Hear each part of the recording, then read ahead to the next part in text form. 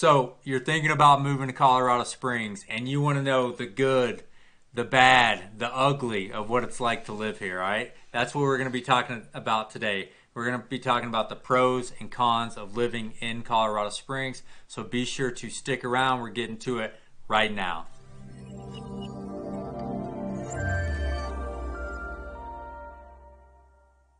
I'm Jacob. And I'm Clay. We're the Martin Brothers. We're doing these videos every single week about what it's like to live, work, and play in and around Colorado Springs. So be sure to smash that subscribe button, hit that notifications bell so that you're notified whenever we drop a new video, because you want to know more about Colorado Springs and we're going to provide you with that. Hey guys, we're getting calls, texts, emails, voicemails, everything, every single week from people wanting to relocate and move to Colorado Springs. That is what we do. So if you guys have any questions about the area, give us a call, text, email, or even come knock on this guy's door. We want to help you guys any and every way we can.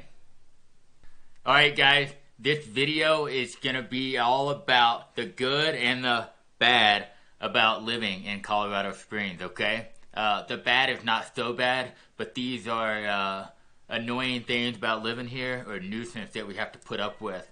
Alright, that first one, in all capital letters, bold, underline, exclamation point behind it, is construction. There's so much construction going on everywhere. It's a mess, okay? You drive into Manitou Springs to go visit, construction. You drive to Denver, construction. You drive out east, construction. I think you get the point, okay? It's just part of making our infrastructure bigger to accommodate the more people and the growing city that we live in and love. Now, go ahead. That doesn't mean that like traffic's bad, right? It just means that everyone's driven through construction. They know, that it can be a pain in the ass sometimes. Here in Colorado Springs, you deal with it probably more often than you're going to deal with it elsewhere. So just keep that in mind.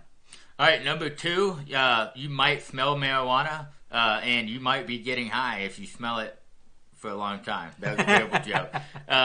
But yeah, it's not a terrible thing. Most people are respectful when it comes to smoking marijuana, weed, ganja, whatever you want to call cannabis. it. Yeah, I'd say super respectful. Like maybe you drive by like a warehouse that's getting it, like producing it to get it to dispensaries or something like that. Like you'll definitely smell it. Like there's a particular spot at the very beginning of Garden of the Gods Road, you'll smell it. There's a particular spot on Fillmore where you'll smell it. I've got two kids. They've pretty much grown up out here.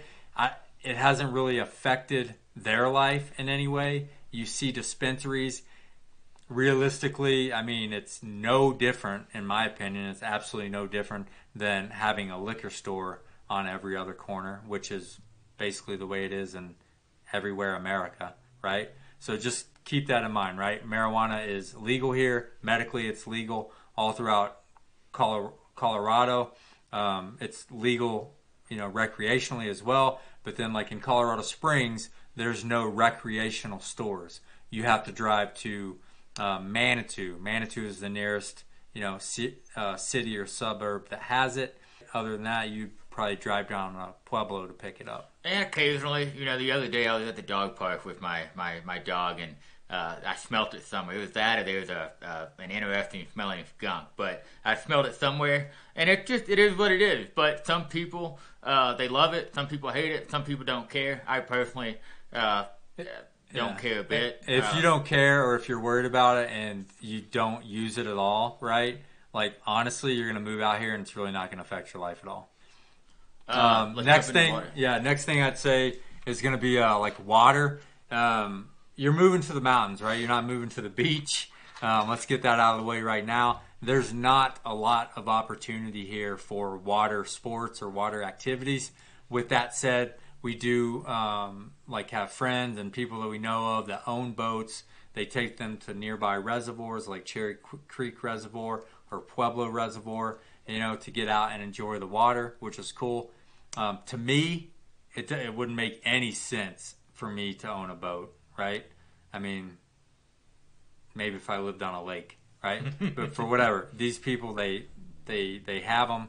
They enjoy it. Just keep in mind, like, just not a lot of water opportunity. Speaking of water and opportunity, pools here are very similar.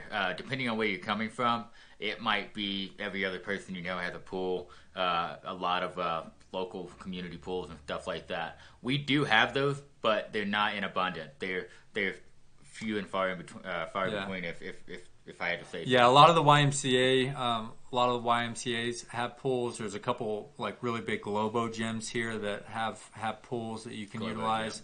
There's some like neighborhood or area pools that you can buy like a yearly membership to, or like some of them are like co-ops where like they're owned by whatever, like 500 people or what have you. So definitely some opportunities to swim. It's just not like if you're coming from the southeast or something like that, it's just not really going to be the same in terms of that. In terms of like houses with pools, I think I've been in real estate now for almost 8 years. Between the MLS and in person, I've probably seen like 4 homes total in all of Colorado Springs with a pool, which is like nothing. The next one is going to be landscaping and lot size, okay? We get calls all the time of people wanting to move here to Colorado Springs, El Paso County, and they want half acre minimum going up to 5 acres. It's not a ton of opportunity for you to come out here and buy land unless you go way out east or you have a ton of money and want to go up into the mountain. I don't know if you're coming from like out east, maybe half acre lots are super common. At least they are where I grew up, and then where we grew up, and then where I moved from. Right, you could pick up a half acre really easily.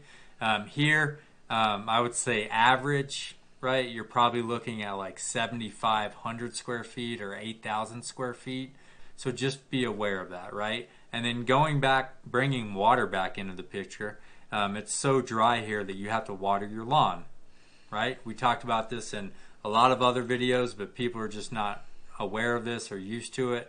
You do have to water your lawn here. So if you want a green grass, there's other option where you can conserve water. Yeah, you can zero-scape it, rocks, mulch, things like that, make it more economical, right? But just keep in mind, like, the bigger the lot size, if you're doing grass, it's going to cost you a lot more money monthly to water it. So a bigger lot isn't always a good thing. The last and final bad thing about living in Colorado Springs, people are going to be like, what? But that's wildlife, okay? It's crazy. There is an abundance of wildlife here. We're talking mule deer, we're talking rabbits, we're talking cats, like bobcats. Hell, Clay almost died last summer. He was like 2 feet away from getting struck by a rattlesnake.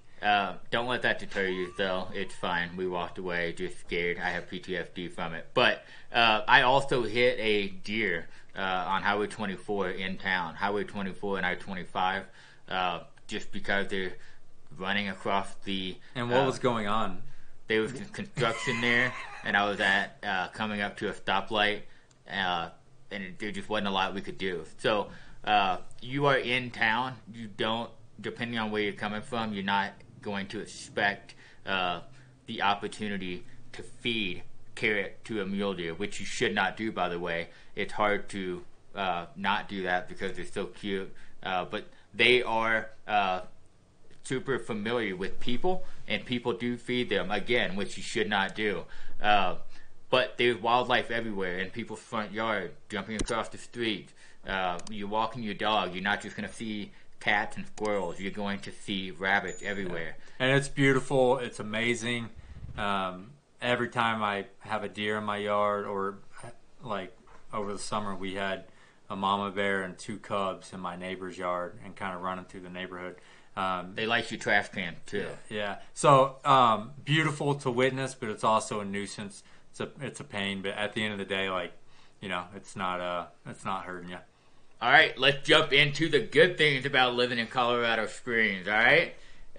Number one, first and foremost, we are not a major metropolitan like Denver, okay? We are much smaller, a bigger sense of community than a major metropolitan big city. Yeah, I mean, with that said, like, our metro area is probably, it's a little over 700,000 people. which seems like a lot, but this county is really big. El Paso County is massive, so it's very spread out. So you've got Colorado Springs, you've got the Tri-Lakes area of Monument, Palmer Lake, you've got out east like Falcon and Peyton, and then you've got Fountain, and then you've got like right up the pass. So there's a lot of room for those 700,000 people. Mind you, Colorado Springs grows outward, not up. We have anything and everything that you could want right at your fingertips. And if for some reason Colorado Springs does not offer it, for instance, like a professional sports team, all you got to do is zip up I-25, an hour and a half away, depending on where you want to be, and you've got it right there, right? But then you get to come back to your little, homegrown town and enjoy that. So, in our opinion, that's one of the best things about Colorado Springs. So next we have the weather. Okay, the weather here is, I think, why people the biggest reason why people move here. The weather and the access to the great outdoors. It is a huge factor. The weather here, we get over 300 plus days of sunshine. I know you guys have heard that before in many of our previous videos, but it's just mind blowing that we live in a mountain town in the state of Colorado and we get so much sunshine. And if I can say this real quick, I don't think if you've never experienced that, you don't realize how much that makes your life better, because it increases the opportunities that you have to get outside and do the things that you love, right? And the more time I spend here, the more I love it.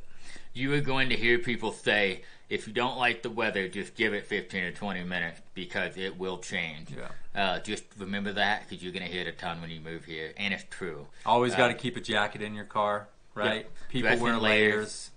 But the weather here, if it rains, give it a bit. It'll be different. If it snows, it'll be gone the next day. If it's warm, it'll be cold. If it's cold, it'll be warm, okay? Yeah. And it's, all in all, it's incredibly moderate, right? The snow's not that bad. The heat's not that bad. The rain is not that bad. Like that, even the hail. Like we do have a pretty significant hail season. Even the hail is not that bad.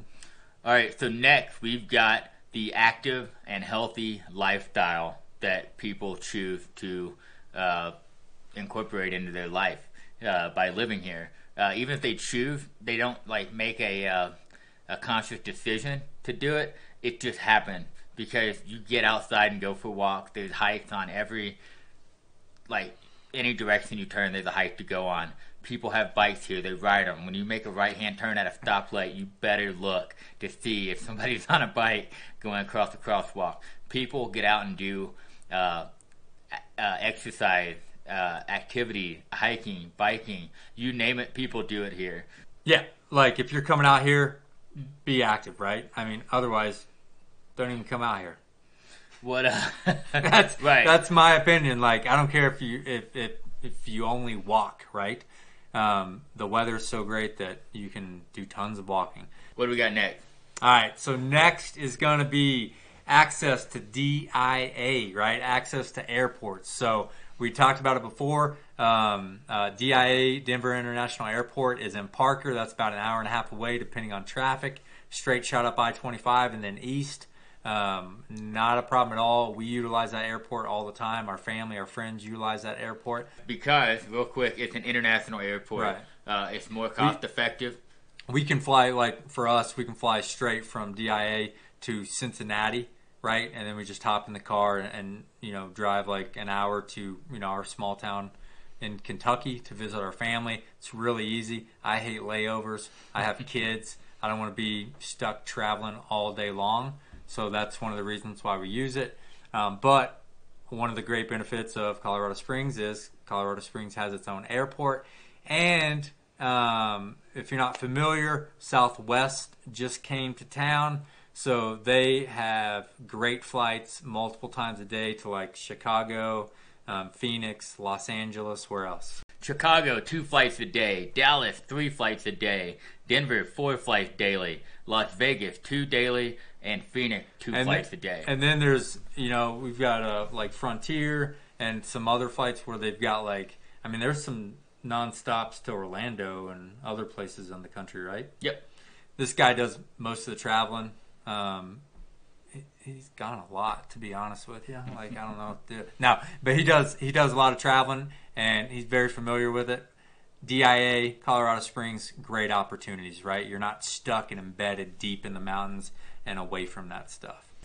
Next, we're going to be talking about the diverse employment base opportunities and the economic footprint of that, right? So Colorado Springs, some people would consider it a military town.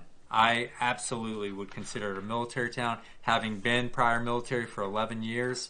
100%, right? I've got a short haircut. Anywhere I go in town, they ask me, hey, are you military, right? Because they want to give me a military discount because they see the haircut. It's because he won't grow out a beard. Yeah. He should, but he won't.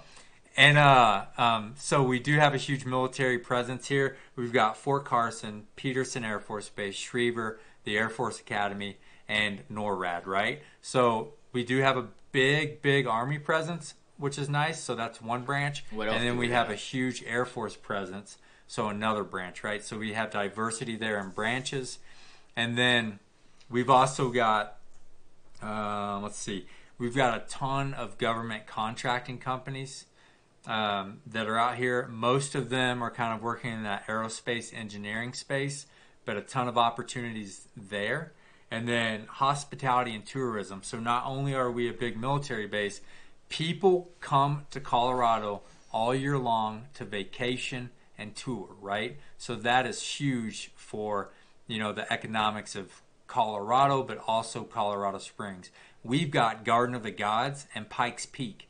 That's probably the number one, outside of skiing, that's probably the number one reason people come to Colorado is to see those two places. And then healthcare.